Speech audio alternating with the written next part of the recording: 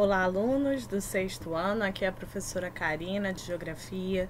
Estou passando mais uma vez para gravar essa videoaula para vocês. Espero que vocês estejam bem, estejam em segurança, estejam em suas casas e estejam também estudando. Gente, qualquer dúvida que vocês tiverem, é só entrar na plataforma, deixar seu comentário, que eu estarei tirando as suas dúvidas, tá bom? Vamos à nossa aula de hoje. Hoje nós iremos falar sobre o relevo, o solo e moradias. Então, nós vamos dar continuidade à unidade 5 e finalizar também a unidade 5. Lembrando que na semana passada foi feriado, então nós não tivemos aula. Então, hoje nós iremos fechar a nossa unidade 5. Esse conteúdo a gente consegue encontrar nas páginas 148 e 149, tá? São duas páginazinhas que a gente consegue finalizar esse capítulo 5. E aí a gente começa falando, né, o relevo. O relevo, né, é a forma da Terra, né? Então, diversas formas pelas quais a Terra ela pode ser apresentada, tá? E aí a gente começa a falar, além do relevo, da gente relembrar um pouquinho sobre o que é relevo, relembrar também o que é o solo, né? O solo é aquilo que recebe nutriente, né? Pelo qual ele pode ser um solo maduro, pode ser um solo mais jovem, né? Que já estudamos também, e a parte da agricultura, que é a questão da plantação. Então, hoje a gente vai falar um pouquinho sobre isso. E aí, quando a gente fala de relevo, né, a gente lembra muito o seguinte, que no Brasil, a população, ela acaba construindo suas casas em áreas de risco, né? E essas áreas de risco, elas acabam sendo lugares que são inadequados para a construção e por isso estão sujeitos aos problemas como enchente, deslizamento. Tanto é que quando acontece o processo de chuvas bem intensa, a gente consegue observar nas mídias que aparece diversos problemas que ocorrem com relação a isso, né? Com relação a essa questão de deslizamento e principalmente as enchentes, tá? Então, o período de chuva que acaba sendo bem intensa, o nível de água ele também acaba subindo rapidamente. E aí, o que vai acontecer é simplesmente igual aqui está a imagem. É uma terra deslizar e carregar tudo, né? O solo sair varrendo tudo, né, que estiver à sua frente. Então, por isso que quando as pessoas vão construir, elas precisam ter a ciência, a noção de que aquele espaço é um espaço seguro, que pode não acontecer riscos ambientais, tá? Catástrofes como a gente está acostumado a ver, vira e mexe quando acontece essas questões de chuvas muito intensas.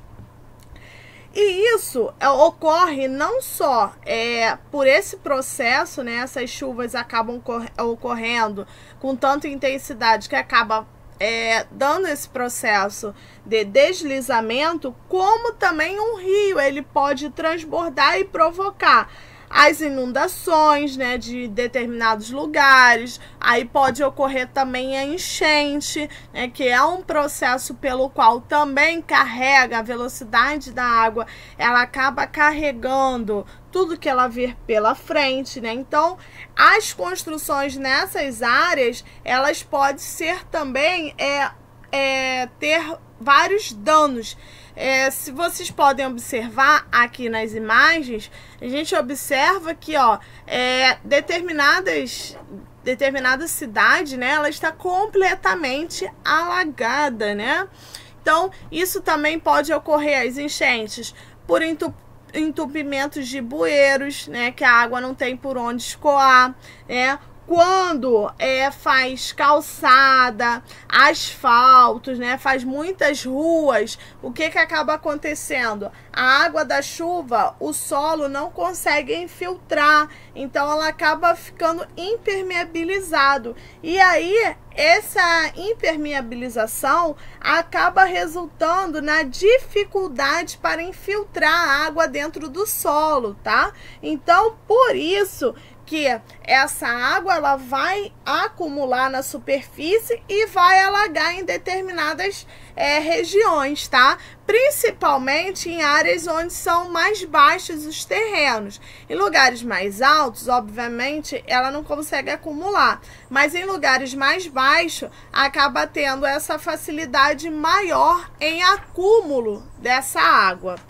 E aí, para explicar um pouquinho sobre o deslizamento, o que são quando a gente fala de deslizamento? O deslizamento, ele acaba sendo um fenômeno natural, como eu falei para vocês. De acordo com isso, né? Esse fenômeno, ele acaba sendo um movimento do solo ou da rocha, ou até mesmo de um certo terreno inclinado.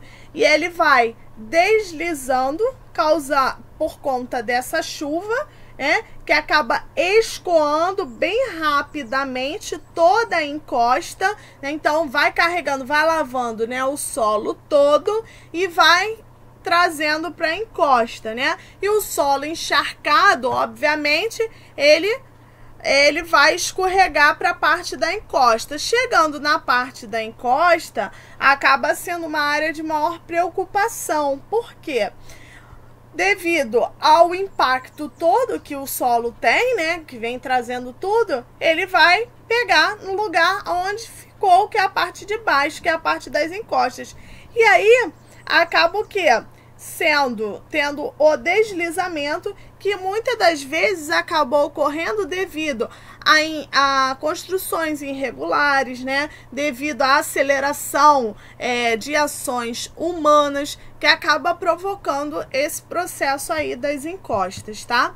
E aí, quando a gente retira uma vegetação, né? Quando a gente retira uma vegetação de um solo, o que acaba acontecendo? Acaba deixando esse solo desprotegido, né? E faz com que o movimento seja bem mais rápido, né? Então a pressão seja bem mais rápida. E aí eles acabam se intensificando cada vez mais. É o caso aqui das duas imagens. O solo onde tem vegetação, obviamente que ele vai escoar um pouco menos do que o solo que está totalmente descoberto, sem vegetação, tá bom? Deixei para vocês aqui essa experiência, né? É uma atividade, na verdade, que acaba botando 3 galões, né? E aqui eles colocam um galão com vegetação plantada, outro galão com pouca vegetação bem destruída, tá? E um galão aqui com terras, significando um solo sem vegetação. Então, você tem um solo com vegetação, um solo com cascalhos, né? E um solo totalmente nu, somente sem vegetação. E aí, a gente observa que a pessoa colocou a água aqui. E aí, a gente olha o quanto, né, de água, quando vai escoando, o quanto ela sai limpa. Se a gente observar, o solo com vegetação, ele não carrega quase sedimentos. Tá vendo aqui? Consequentemente, a gente não tem tanto transporte de sedimento, né? Esse que tem mais ou menos, né, tem mais cascalho, a gente consegue ver um solo um pouco mais limpo do que esse solo aqui, cujo o objetivo é não ter vegetação. Então, o solo, quando não tem vegetação, o que acaba acontecendo? A água, ela acaba escoando juntamente com mais sedimentos, tá? Então, quanto mais vegetação tiver no solo, a maior probabilidade de não carregar tantos sedimentos, tá? Quanto menos vegetação a gente tiver, ou nenhuma, a probabilidade de sedimento acaba sendo maior, tá bom? Espero que vocês tenham entendido aí nessa experiência. Vou deixar para vocês as atividades das páginas 149, 150, 151, 152 e 153. Bons estudos, boa semana e até a próxima!